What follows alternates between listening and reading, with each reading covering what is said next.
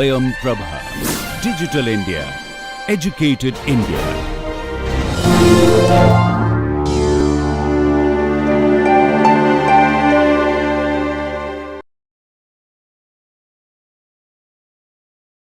So, welcome back.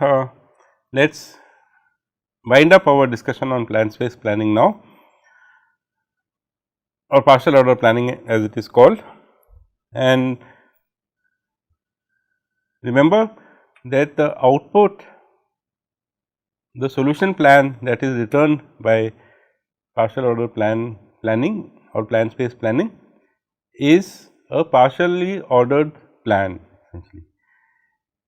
This is consistent with the fact that it is a least commitment strategy, that unless you want to impose an order for some reason, you do not do that essentially. So, this is another domain from everyday world. Supposing during your childhood days you had to get ready for going to school, and you had been taught how to get ready. So, you had a plan in your head of how to get ready, and this is a segment of that plan. This segment begins after you have achieved the major objectives, which is to wear your clothes. So, you have got your school clothes on and your bag ready and everything. The last thing that remains is to wear your shoes and comb your hair. So, this partial plan says that after you have done the rest of your getting ready job, which means the condition worn clothes is become true, and when that precondition is true, then the action comb hair can be executed. And I have not shown the effects here because they are somewhat difficult to model, but you can imagine that a partial plan like this, that after you have combed the hair, then the left hand side of the plan shows that you have to wear your left sock and you have to wear your left shoe. So, clearly they have to be done in that particular order. You have to first wear the sock and then you have to wear the shoe, and on the right hand side is the same thing for wearing the right sock and wearing the right shoe essentially. Now, when you execute such a plan, a partial plan, and this is very similar to the plan that we produce for the blocks world domain, it is a partial order and we are talking about how to execute it. Now, how you execute it will depend upon what are the capabilities of the agent who is executing these plans. If you are very skilled, for example, then it is possible that you can do actions 2 and 4 in parallel, which means you put both your socks simultaneously and then you put both your shoes simultaneously. So, in 3 time steps, the first time step was used for combing your hair, you could have finished your job of getting ready. But if you were working in a more relaxed situation and you did not want to let us say use both your hands at the same time, you could still have valid plans, and it turns out that any topological sort of the partial order that we have is a valid linear plan as well. So, all the sequences that I have listed here are valid sequences. So, you can first comb your hair, which is action 1, then you can do 2 and then you can do 3, then you can do 4 and 5, which means you first wear your left sock, left shoe and then the right sock and the right shoe. But you could also do as follows, that you first comb your hair, you wear your left sock, then you wear your right sock, then you wear the left shoe and then you wear the right shoe, or you could wear the right shoe first, as is the case here, and the left shoe afterwards. Any topological sort. So, remember that a topological sort says that you can take a partial order and convert it into a linear order, and that process is called linear order, and the linear order must be such that it respects the ordering constraints in the partial order, and all these linear orders respect that. Basically, it says that action 5 must always happen before action 4. So, if you look at all these sequences, you will see that 5 is action 5 should happen after action 4. So, you can see that in all these sequences 5 is happening somewhere and 4 is happening before that essentially. So, 4 is happening here in these 3 sequences and here in these 2 sequences. So, they respect the ordering of the partial order, and any linearization which does that is a valid plan. So, you can produce a partial order plan and execute it sequentially. There is no stopping you from doing that. You do not have to execute it in parallel, and this also kind of emphasizes the fact that we are using a least commitment strategy, because there is no way, at least we have no reason for saying that you should wear the left sock first or the right sock first. We say that this is a plan, you wear the left sock, you can wear the right sock in any order, and the only other condition is that you wear the corresponding shoe after you have worn the corresponding sock, and you can do things in any order. So, perhaps there would be some other considerations which would finally ask you to do things in a particular order, which you can try and imagine, but the planner is not committing. So, in that sense it is a least commitment planner. So, we have been talking about planning in general, and we have been talking about action selection and action scheduling. So, just to do a very quick recap, a plan is a set of actions designed to transform the given state into the desired or the goal state when it is executed. When we started looking at planning, we had said that a plan is a sequence of actions, that you have to do action A1 first, then you have to do action A2, and then so on up to AN essentially. When we move to plan space planning, we said that action can now happen in parallel as well, which means that the planner says that okay, there is no order between certain actions. So, for example, wearing left sock and wearing right sock, you can do them in any order essentially, and actions could have durations also. We have not talked about temporal planning here, because we do not have enough time in this course, but you can imagine plans which have duration. So, maybe wearing a sock is faster than wearing a shoe, because you have to tie your shoelaces and so on. Then the whole thing could have a total amount of time that is spent in executing the plan. In our world, which is the simplest possible world, we have said that actions are instantaneous, and therefore, we only measure in how many time steps do you complete a plan essentially, and that we have called as a make span. Now, in forward state space planning, the first action selected was the first one to be scheduled. In backward state space planning, it was the opposite. The first action to be selected was the last one to be scheduled. In goal stack planning, the first action proposed, which was done in the backward fashion, was actually the last one to be selected and scheduled at the same time essentially. So, we had said that goal stack planning constructs a plan in a forward manner, which is sound, but searches for the actions in a backward fashion. But in all these 3 algorithms, it was pre-decided where the action would be scheduled in the plan, which means that the order of actions was decided by the planner as and when it found those actions. Now, in the case of plan space planning, as we have just seen, there is a possibility of separating the task of selecting actions from the task of scheduling them. So, this is how we often do planning as humans, and we will see a little bit of origins of this shortly. And we also saw that in plan space planning, there is a possibility of devising plans that can execute in parallel, because if 2 actions do not have an ordering link between them, then in principle it means that they can also be done in parallel. So, if we have the means to do them in parallel, then the planner can go ahead and do that. So, I was saying that the origins of this kind of planning or plan space planning can be traced back to a heuristic called mean sense analysis, which was given to us at the very beginning of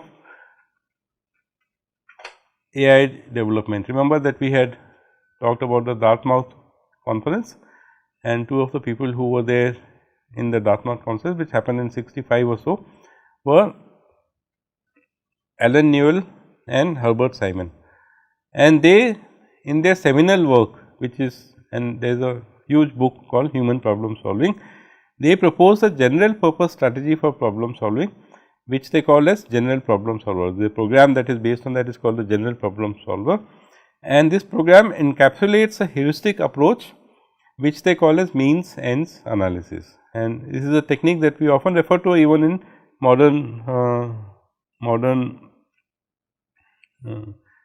strategies for solving problems.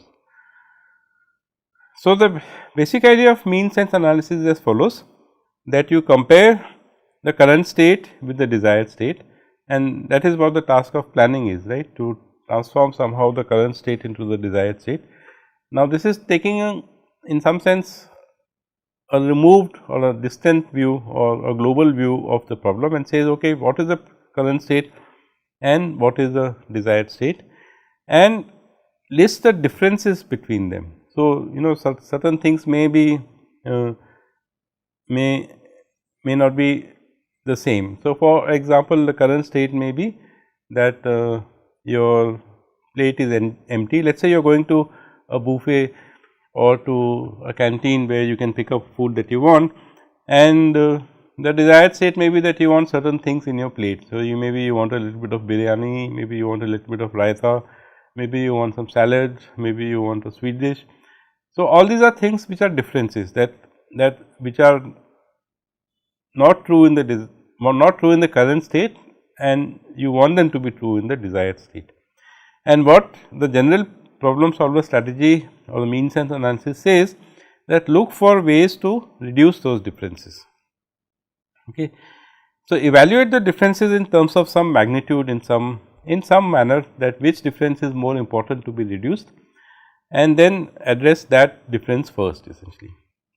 You can imagine that there is something called an operator difference table. We will see an example shortly, which tells you as to what are the operators available for reducing what kinds of differences. So, for example, again going back to your eating plan, if you want to have some soup or you want to have some soup, let us say on your lunch table, then the operator would be you pick up a bowl and then you go and pour soup in that and put it in your plate or carry it along with your plate or whatever the case may be. That for every kind of difference which exists between the start state or the given state and the desired state, there would be some operator, and you have to choose from one of those operators to reduce that difference. And we assume that there is some sort of a difference table available to us or some kind of a database which tells you what are the operators used for or reducing what kinds of differences. And the means ends analysis strategy says that reduce the most important differences first and then look at the smaller differences. And the reason why I am introducing this here is that as human beings we often reason in this fashion. We do not necessarily reason in forward state space planning level or in a backward state space planning approach. We often think of the problem as a whole and see what all needs to be done to solve the problem and address those differences in the order of importance or the order of magnitude, if you want to call them. The differences characterize the ends that need to be achieved by the planner, and the operators define the means of achieving those ends. So, means ends analysis essentially says that look at the means available to you, look at the ends that you want to achieve, and order the ends or order the differences in some order and use the means to solve your problem essentially. So, essentially the means ends analysis breaks down your problem solving thing into an AND OR tree. So, essentially it is goal based reasoning, a little bit like goal stack planning, but a little bit more explicitly recursive here. Okay. So, if your main goal is that you want to achieve goal G from the state S or situation S, means ends analysis says that reduce the largest difference between goal G and goal S. After you have reduced the largest difference and you have gone to a new S which will take you to a state called S prime, then you achieve the goal G, the same goal that you wanted to achieve, but in this new state S prime. What is S prime? S prime is the state after you have reduced the largest difference. How do you reduce the largest difference? Maybe there is a set of operators available to you, O1 and O2 and OI and OK, and let us say you have chosen operator OI in this case. So, now you are saying that to apply operator OI, so this you can see has this flavor of plan space planning here, which says that to be able to achieve to be able to apply operator OI, you achieve the preconditions of that operator OI in the given state S. And once you have achieved the preconditions of that operator, you would have gone into a new state, and once you had applied the operator. So, you achieve the preconditions, then you apply the operator and you are into a new state S prime, and then you go and solve the rest of the problem from S prime. So, you can see that this is an AND OR tree, because you are saying you solve the main difference and you solve the remaining differences, but you address the main difference first, and it is an OR tree because you have choices here. Should you do this, should you do this, should you choose operator 1 or operator 2 or operator k and so on. And then recursively we do again means and analysis. So, you can see that even to achieve to apply operator 1, we may have to do some kind of a solving. So, let us look at this my favorite example, because the differences here are easier to characterize. And let us say that you happen to be here in IIT Madras and you want to go and visit the Parashar Lake in Himachal Pradesh, and we want to find a plan for doing that. Now, you can imagine that forward state space planning would start saying that okay, if you are at IIT Madras, you I am ignoring the fact that you may have to book tickets and so on, but you go to the gate somehow, then you maybe you wait for a bus or you take an auto or something like that, and we will come back to this business of how to get to the station in the next class a little bit, but you might plan in this fashion that okay, what is the first action, what is the second action, what is the last action and so on. Or you could do things in the reverse order, that you want to be near Parashar Lake. So, you say that okay, the last thing I need to do is to maybe take a bus from Mandi town, and or maybe take a taxi from Mandi town or something like that, and then work backwards from there. But mean sense analysis says that reduce the largest differences first. So, here you are sitting in IIT Madras in the south of the country, and Parashar Lake is somewhere in the north, which is in Himachal. And what are the largest differences? Clearly, the largest difference is that somehow you have to go from south to north essentially, and then you worry about the finer details of whether you will go by taxi or whether you will take a bus and so on. So, the strategy is that reduce the largest differences first. In this particular problem, which is a geographical travel plan problem, the differences can be measured in terms of distances. So, it is easy to characterize what are largest differences and how they can be solved. Now, obviously, you do not measure distances vaguely, but you can only measure them in the light of the operators that are available to you. So, for example, if you were to planning a trip from Tamil Nadu to Himachal, then you would basically say okay, first thing is how do I get to Himachal, and that is the largest difference, that you are in Tamil Nadu and you want to be in Himachal, and then you worried about the remaining smaller things essentially. Now, an operator difference table for a problem like this could look like something like this, that differences are characterized by distances, and if the distance is more than 5000 kilometers, which of course is not the case in India, but in general, then the only means that you can use is an airplane essentially. But if it is let us say between 100 and 5000 kilometers, then you could depending on the distance, you could take a flight or you could take a train, or you can, if you are adventurous enough, drive all the way essentially. Shorter distances, 1 kilometer to 100 kilometers, you can take a train, a metro train or a suburban train for that matter, car or a taxi or a local bus or something like that. And you are assuming that shorter distances you will either take a bus or a car or walk essentially. Maybe I should add a bus here as well, because we often take buses for distances which are more than 100 kilometers. Typically we do, for example, Chennai to Bangalore is 365 kilometers and so on. So, this is the operator difference table. It says that depending on what is the distance that you are talking about, you will first think of that mode of transport, and the distances are ordered from top to down. The largest one is on the top. So, the very longest distances you can only cover by flight. So, if you wanted to go, for example, from here to IIT Madras, let us say Technical University at Munich essentially, which is in Germany, then clearly if you do not have the means to take a flight from here to Germany, then you can never make a plan. So, no point doing the rest of the detailed planning as to how you will get to the airport and stuff like that. First thing you want to address is, can you reduce the largest difference? If you can, then you go ahead and reduce the next largest difference and so on. So, in our problem where you are at IIT Madras and you are not at Parashar, that is the difference between the two things, and the operator difference tables, as we have just said, are geographical distances and the means are flights, train, bus, taxi or walk. Let us assume that these are the options available to you. Then we said reduce the largest difference first. So, maybe this is what you would typically do. Nowadays flights are becoming more common and more popular, but you could have done this by train as well, but that does not matter.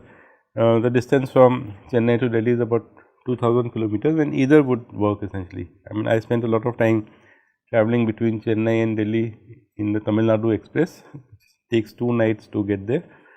In a flight you would do that in about 3 hours or something like that. So, obviously it depends on how much leisure time you have available. Train journeys can be fun, but you should have the time to enjoy them. So, this is the largest difference that you have said that okay, now you have sorted out that you will not be that you are not going to be in Chennai, but you will be maybe at Delhi airport, or maybe you can have taken a flight to Chandigarh or something like that. But this is one possible way of solving it, is that one large difference that you have reduced is to take a flight from Chennai to Delhi. This is how humans tend to plan essentially, right. That is what I am trying to also illustrate. And then of course, you recursively solve the problem as to how do you get from IIT Madras to Chennai airport, and the other problem which is a slightly larger difference, which is how do you get from Delhi airport to Parashar Lake essentially.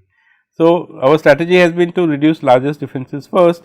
So, maybe this is what you do, that this difference between Delhi airport and Parashar Lake, maybe there is no direct way of going there. Of course, you could hire a taxi from the airport directly to take you to Parashar, but most people would say let us first get to Mandi town, which is close to Parashar, and then we will worry about how to go to Parashar. And a popular way of getting to Mandi, which is used by many of my colleagues from IIT Mandi, is to take a bus from Delhi to Mandi. So, I have kind of ignored the part that you have to go from Delhi airport to ISBT, and then from ISBT actually you take the bus. So, this is the real plan. The real plan should have been that you figure out how to go from Delhi airport to ISBT, and you first decide that you will take a bus from ISBT to Mandi, and then you figure out how you will get from Delhi airport to ISBT, which thankfully the transport system in Delhi has improved so much in the last 10 odd years that you can take a metro and get to ISBT. Anyway, the flavor of this whole planning exercise is that you reduce the largest differences first, and then you in some sense address the remaining problem, whatever remains, and solve that in the same fashion, that remove the largest differences first. So, you are at Delhi airport, you want to go to Parashar, the largest difference you can think of is that you should be in Mandi and not in Delhi airport, and then you decide that you will take a bus from ISBT to Mandi, and then of course, later on you worry about how you will get from Delhi airport to ISBT, and likewise something similar from IIT Madras to Chennai airport. From Mandi to Parashar, the typical options would be you take a bus, there is a bus which goes once a day from Mandi to Parashar, and then walk from there, or you hire a taxi which will take you to Parashar, or if you are adventurous and this is only for serious trekkers, that you walk all the way from Mandi to Parashar. It is a walk of about 26 odd kilometers. The strategy that we have been talking about is reduce the largest differences first, and that is what we wanted to illustrate with this example, and that is what we get out of this mean sense analysis strategy given to us by Herbert Simon and Alan Newell essentially. When we do such planning, we often think of the largest differences, which is like, okay, how will I, what is the main thing I want to do, that I want to book a flight from here to Delhi or here to Chandigarh or here to Dharamshala or here to Kullu, as the case may be, and then worry about the smaller details essentially. The interesting thing here is the first action that we chose, which is taking a flight in this case from Chennai to Delhi, was an action somewhere in the middle of the plan. Whichever way you look at the plan, it was not by any means the first action, it was not by any means the last action, but it was an action which reduced the largest difference first essentially, and that is something which we get from means and analysis, and which is a way that we as humans often use to solve problems. Now, this whole business of looking at largest differences first and then the smaller ones later is also nowadays captured in this approach to planning, which is called hierarchical planning. So, if you are making this travel plan, then you would say that planning is done in a hierarchical nation, in a manner in which an operator can actually be refined into a set of smaller operators essentially. So, I said that for example, the operator could be to say, let us say one of the operators at some level is that you want to take this flight from Chennai to Delhi. Now, taking this flight as inserting it into a plan can be a higher level operator, but the lower level breakup of this plan would be to maybe in this day you go to some travel booking site and investigate what are the different flights available, choose a flight which is convenient to you, then book the flight, pay for it, print your ticket. All these are sub actions of the larger action, which says I will take a flight to Delhi. Also, of course, you need to include those other actions like that I will go from here to the station to the airport, and then I have to plan for that and so on. So, mean sense analysis just kind of characterizes what we do in hierarchical planning. In the hierarchical planning, I just say, okay, I am planning a holiday from, I am planning a visit to Parashar Lake from IIT Madras, and then to do this plan, then I would say, okay, I will need to take a flight from Chennai to Delhi and a bus from Delhi to this thing and so on, and we gradually break it down into smaller and smaller actions. The lowest level contains the actions which are actually executed, and the highest level are actions which are kind of abstract actions or which we use for planning. Unfortunately, we do not have too much time to delve into hierarchical planning, though it is a very important aspect of planning. What we will do next is shift our attention to an entirely new way of planning which came up in the mid 90s, an algorithm called graph plan, which revolutionized planning in some way, because up to that time all the approaches that we have seen in planning, they could produce short plans. So, plans of 10 steps or 15 steps or 20 steps and so on. That of course, was partly because of the fact that computational resources were less in those days, but also partly because of the fact that the planning problem is a hard problem and we are facing this combinatorial explosion or exponential growth, whichever way you want to express it. And those methods were essentially getting caught into that explosion. What algorithm graph plan does, and it is quite interesting, and this is the last thing we will do in planning, is to somehow compress those different possibilities that you want to explore into one compact structure, which they call as a planning graph. And in fact, this gave rise to a whole series of approaches in which planning was done in 2 stages, that you create some intermediate representation and then solve the planning problem on that intermediate representation. So, we will do that in the next session. See you then.